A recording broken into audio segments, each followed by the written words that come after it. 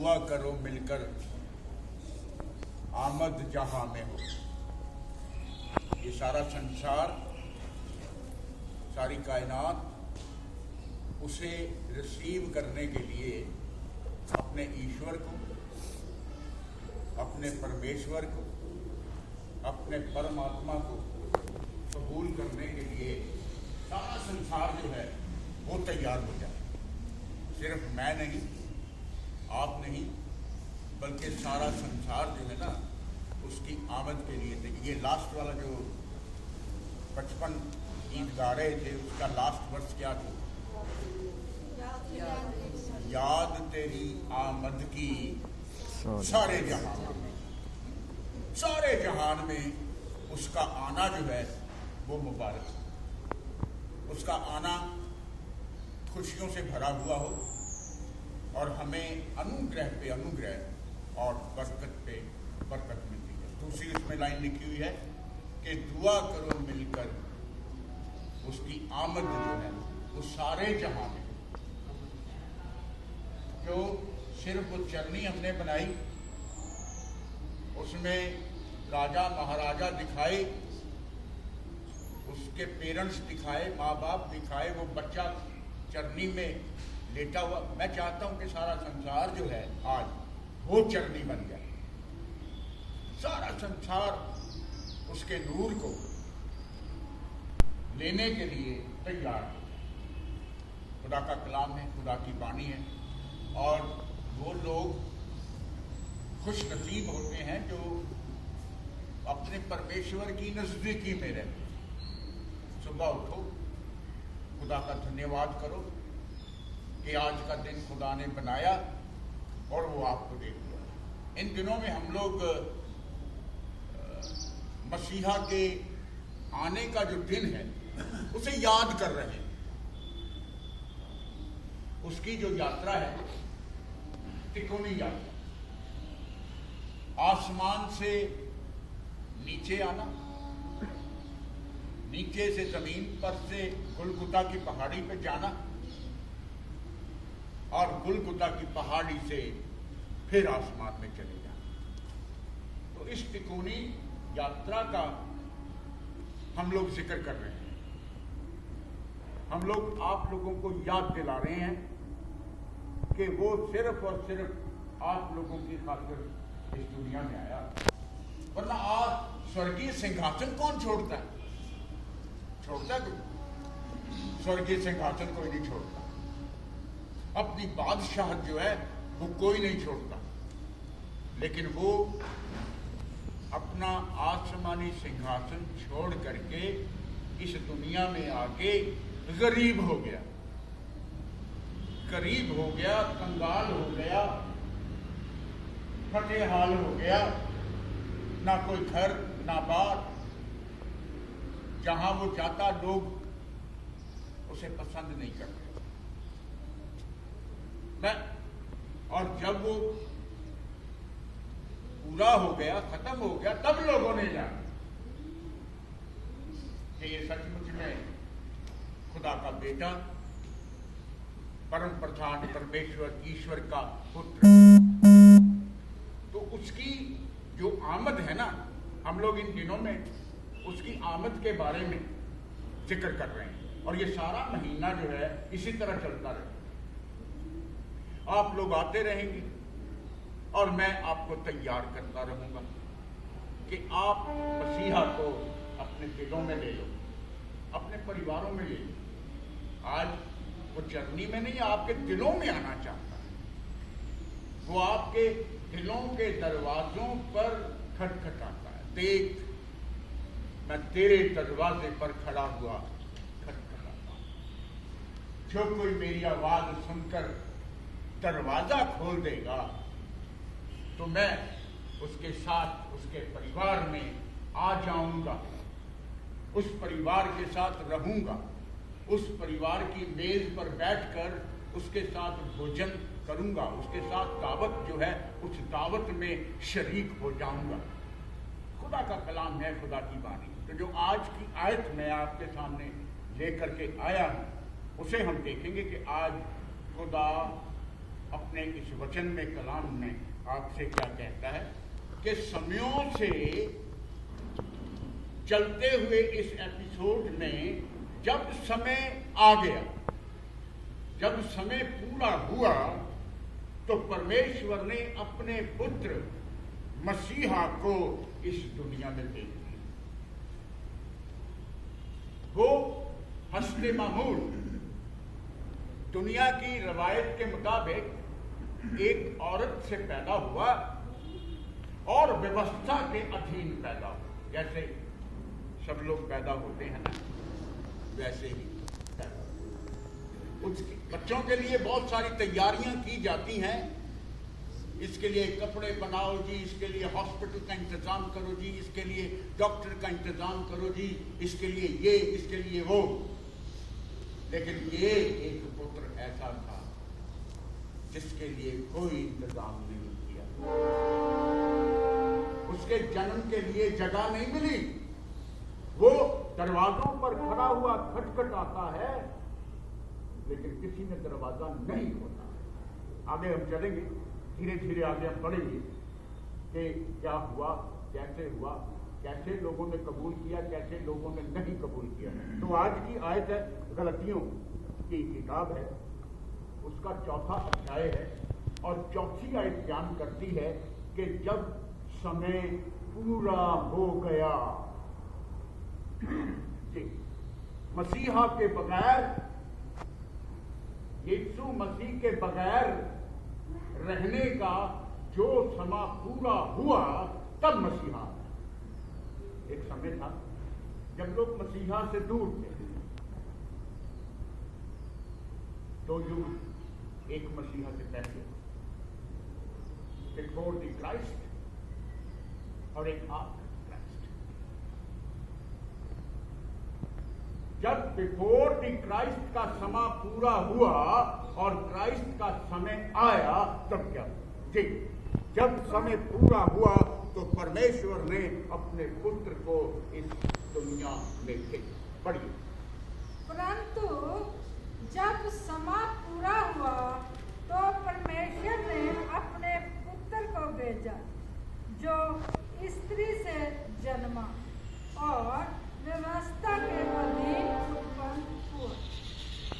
जो एक औरत से जन्मा और व्यवस्था के अधीन पैदा हुआ। वो चाहता है कि वो आपकी तरह रहे। वो चाहता है कि वो आपकी तरह दुनिया को महसूस करे। वो चाहता है कि आपकी तरह, आप जैसे आपका मन है, आपका दिल है, आपकी सोच है, वैसी ही सोच, वैसा ही दिल, वैसे उसमें भी। इसलिए वो व्यवस्था के अधीन पैदा हुआ और खुदा ने उसे पैदा करने से पहले उसे परिपूर्ण किया, उसे पूरे तरीके से बरकतों से भरा है। ऐसे क्यों आ गया? इन दिनों में मैं वो चीजें बताने की कोशिश कर रहा हूं जो हम लोग कम जानते हैं। इससे पहले कि वो पैदा होता, खुदा ने उसे अपनी बरकतों से, अपनी आशीषों से, अपनी चंगाई से, अपनी सच्चाई से, अपने अनुग्रह से पूरे तरीके से भर दिया। खुदा को यह अच्छा लगा कि मेरा बेटा जब दुनिया में जाए तो सच्चाई बनकर जाए, अनुग्रह बनकर जाए, बरकतें ही बरकतें बन के जाए, आशीष ही आशीष बन के जाए। आज का कलाम यही कहता है कि आप जिस तरीके से वो भरा हुआ है, आप भी उसी तरीके से भर जाएं। जिस दिन आप उसकी खूबियां, काश के यीशु की खूबियां मुझ में हो, क्योंकि वो ऐसा ही है। वो काश की यीशु की खूबियां मुझ में हो। परमेश्वर चाहता है, खुदा चाहता है कि जैसे मेरा बेटा सच्चाई से भरा हुआ है, आप भी उसी तरीके से सच्चाई से भर जाएं, क्योंकि आप भी उसी के बेटे हैं, आप भी उसी की बेटियां हैं। खुदा की खुशी इसी में है कि उसके बेटे मसीहा में सारी परिपूर्णता जो है वो वास करे। कुलुस्सियों की पत्री उसका पहला अध्याय है और उसकी 19 आयत बयान करती है, खुदा की खुशी इसी में है कि जैसे मसीहा परिपूर्ण है वैसे ही आप भी परिपूर्ण। परिपूर्ण का मतलब होता है फिल्ड।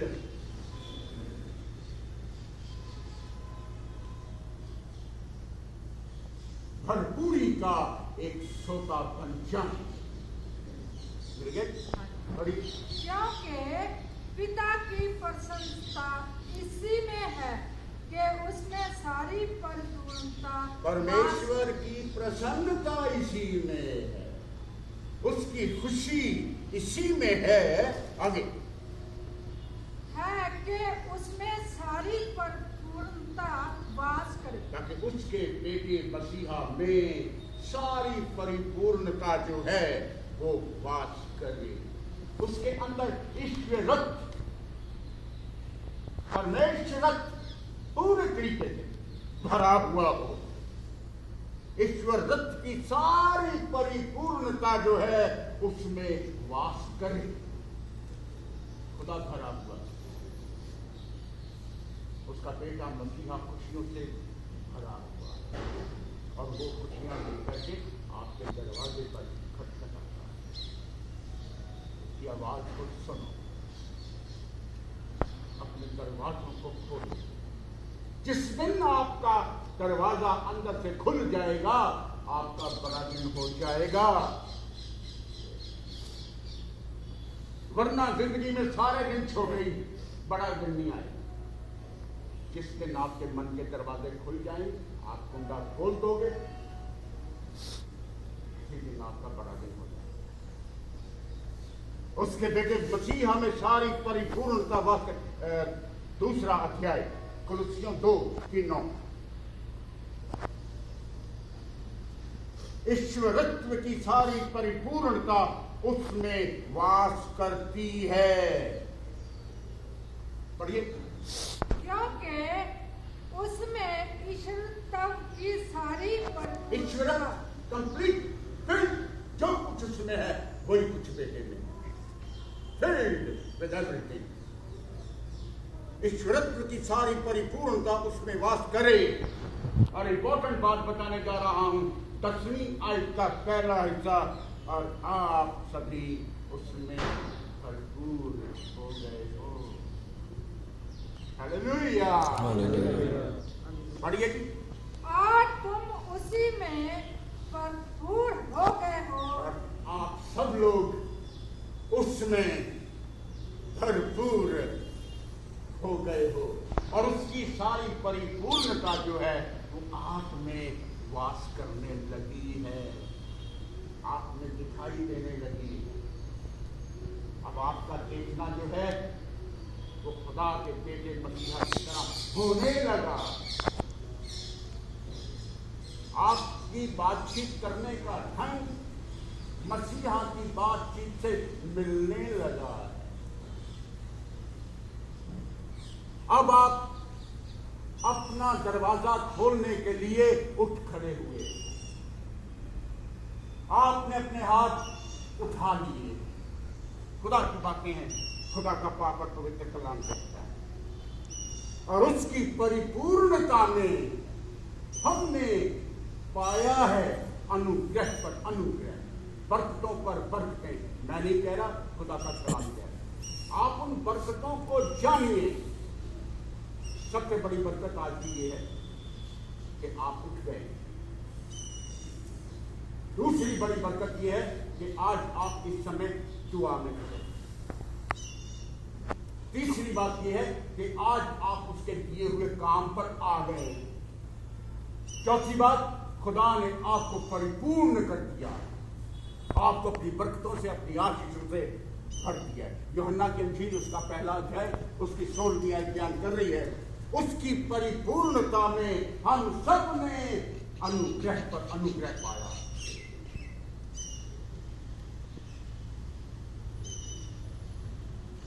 अनुग्रह को जानिए, वो अनुग्रह से, बरकतों से, आशीषों से भरपूर है, भरा हुआ। और आप भी भरपूर हो गए हो, मैंने पहले बताया। यूहन्ना 1:16। क्योंकि उसकी परिपूर्णता में से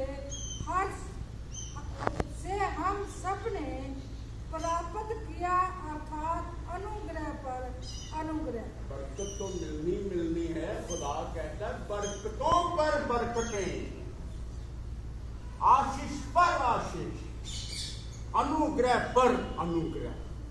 और आपको क्या चाहिए? किसके पास ये चीजें हो जाए वो तो सबसे बड़ा बादशाह है। खुदा को चाहा कि वो अपने बेटे मसीहा को आप जैसी दे, आप जैसा शरीर दे के इस दुनिया में दे, आपकी परिपूर्णता में आ जाए, आपकी बराबरी में आ जाए, आपकी तरह आ जाए। इब्रानियों 10:5 मसीहा ने जगत में आते समय अपने खुदा से कहा। आने से पहले एक बातचीत हो रही है, बाप बेटे में एक कन्वर्सेशन हो रही है। कौन जाएगा? मुझे भेज दे, मैं जाऊंगा। मैं इस कौम को, इस संसार को रास्तबाजी सिखाऊंगा, सही रास्ता दिखाऊंगा, मुझे भेज। अब खुदा के बेटे मसीहा ने अपने पिता खुदा से कहा, बलिदान तू नहीं चाहता है, भेंट तू नहीं चाहता है, तेरा शुक्र है कि तेने मेरे लिए एक देह तैयार की, एक शरीर तैयार किया है मेरे लिए। और वो औरत से पैदा हुआ और दुनिया की व्यवस्था के मुताबिक पैदा हुआ। बड़ी कहानी इब्रानियों 10:5। इसी कारण वह जगत में आते समय कहता है, इसीलिए वो जगत में आते समय अपने खुदा से कहता है, बड़ी बलिदान और भेंट तूने ना चाही। बलिदान तू नहीं चाहता, सैक्रिफाइस नहीं चाहता, खून बहाना नहीं चाहता,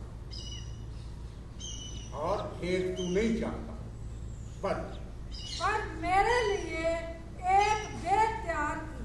और मेरे लिए तूने एक देह जो है, एक शरीर जो है वो तैयार किया। वो ऐसे नहीं आ गया, एक देह और एक शरीर लेकर गया। खुदा का कलाम जो है वो देहधारी हुआ है। खुदा के कलाम ने इंसानी जामा पहना है, वो मुजस्सिम हुआ है, पैदा हुआ है। खुदा का बेटा इस दुनिया में पैदा हुआ है, कलाम मुजस्सिम हुआ है, सच्चाई से भरपूर पैदा हुआ है, अनुग्रह से भरा हुआ पैदा हुआ है, और हमारे पास आसमान से उतर आया। आसमानी सिंहासन छोड़ करके आया है। आपने जाने नहीं, आपने पहचाना नहीं, आपने देखा नहीं, आपने सुना नहीं, आपने महसूस किया नहीं।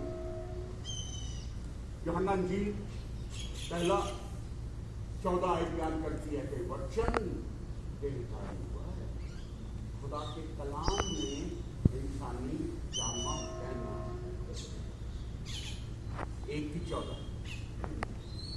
और वचन देहधारी हुआ और अनुग्रह और सच्चाई से परिपूर्ण होकर हमारे बीच में डेरा किया। आज सच्चाई अनुग्रह से भरपूर, मैं पहले बयान कर चुका हूं, तो भरपूर। आज की लाइन सिर्फ यही रहेगी कि कलाम मुजस्सिम हुआ, कलाम पैदा हुआ है, आप जो बात चरनी में देख रहे हैं ना, वो खुदा का पैगाम है, खुदा का कलाम है, खुदा का पाक और पवित्र वचन है। उसने जामी इंसानी जामा पहना, वो इस दुनिया में आया। खुदा की बातें हैं, खुदा का पाक और पवित्र कलाम है। सुबह के वक्त कम होता है, इसलिए मैं धीरे धीरे धीरे धीरे आगे चल रहा हूं, ताकि तब तक हम पूरे तरीके से तैयार हो जाएंगे, उसके अनुग्रह में भरपूर हो जाएंगे। और मैंने कहा कि जो देह तूने मुझे दी है, मैं आ गया हूं, मुझे भेज ना जाऊंगा। आज कहता है कि देख मैं आ गया हूं। एक दिन कल मैं बात कर रहा था कि मसीहा आ गया है, वो आ गया है। आज का वचन है कि मैं आ गया हूं। इब्रानियों 10:7 आखिरी आयतों पे जा रहा हूं। तब मैंने कहा, देख मैं आ गया हूं, ताकि तेरी मर्जी को पूरा, तेरी मर्जी को पूरा। आज आपकी तरफ से भी खुदा की भरपूरी में खड़े होकर विद एविडेंस खुदा से कह सके कि मैं तेरी मर्जी को पूरा करने के लिए आ गया। जैसे तेरी मर्जी आसमानों पे पूरी होती है, वैसे ही तेरी मर्जी जो है इस जमीन पर पूरी। मिल गए इब्रानियों 10:7। तब मैंने कहा, देख मैं आ गया, देख मैं आ गया हूं, तूने मुझे भेजा, मैं आ गया हूं। ताकि पढ़िए, पवित्र शास्त्र में मेरे विषय में लिखा हुआ है, ताकि आए परमेश्वर तेरी इच्छा पूरी करूं। तेरी इच्छा पूरी करूं, तेरी मर्जी पूरी करूं। आज आपके मुख से ये मीठे शब्द निकल जाने चाहिए कि मैं तेरी मर्जी को पूरा करूं। खुदा बहुत बड़ा है, उसका मन बड़ा है और वो सब कुछ जानता है। आज आप कलाम सुन रहे हैं, खुदा जानता है। कलाम नहीं सुन रहे हैं, खुदा जानता है। आप खुदा में भरपूर हैं, खुदा जानता है। वो हमारे मनों से बड़ा है। इसलिए मैं कहता हूं, जो कुछ भी करो खुदा में करो, खुदा के लिए करो, खुदा के साथ करो और खुदा की मंजूरी में करो। ईमानदारी से करो, लगन से, जो कुछ भी करते इन हाथों को परिपूर्ण कर लीजिए। इन हाथों को सच्चाई, अनुग्रह, आशीष, बरकत से भर दीजिए, क्योंकि खुदावन परिपूर्ण है, आप भी परिपूर्ण हो जाए। इन्हीं शब्दों के साथ मैं आज की कोशिश को पूरा कर लेता हूँ। खुदा आपको बहुत बरकत दे, आपको आशीष दे। अपनी आंखों को बंद कर ले, अपनी आंखों को छोड़िए और खुदा के अनुग्रह में आज की जिंदगी मांगे। खुदाया, तू रहम करने वाला खुदा, तू आशीष कर आशीष, अनुग्रह पर अनुग्रह, बरकतों पर बरकतें देने वाला खुदा। ये तेरी बरकत है कि आज हम तेरे कलाम को सुने, तुझे जानने की कोशिश की। खुदावन बाप, जितने बच्चे यहाँ पर खड़े हैं, बड़े बच्चे हैं, छोटे बच्चे हैं, इनके जहनों को खोल दे खुदावन बाप, ताकि तुझे जाने, तेरे मकसद को जाने कि तू इस दुनिया में क्यों आया। हम तेरे अनुग्रह में आगे बढ़ते चले जाएं। जितने बच्चे आज के काम पर इस इंस्टीट्यूट में आ गए हैं, वो अपने काम को दिल से करें, ईमान से करें, ताकि इन लोगों में चलते फिरते तेरा बड़ा दिन जो है वो लोगों को दिखाई दे। तेरी आशीष में, तेरी बरकत में, जैसे तेरी मर्जी आसमानों पे पूरी होती है, वैसे ही तेरी मर्जी जमीन पर पूरी हो। उस खुदा के नाम से जो हमें इसी तरीके से रोज पर रोज मांगना सिखा देता है। मिलके ऐ हमारे बाप जो आसमान पर है, तेरा नाम माना जाए, तेरी बादशाहत आए, तेरी मर्जी जैसे आसमान पर पूरी होती है, जमीन पर भी पूरी हो। हमारे रोज की रोटी आज में बख्श दे, जैसे जैसे हम हम सब अपने लोगों को माफ़ वालों करते को हैं, माफ करते हैं तुम आप भी हमें हमसे हमारे माफ़ करो। माफ करें हमें हमें आज़माइश में न पड़ने दो, पड़ने दें बल्कि बुराई से बचाओ। क्योंकि विवाद, बादशाह कुदरत और जलाल हमेशा तेरे हैं। आमीन। आपके हाथ उठ जाने चाहिए खुदा की तरफ।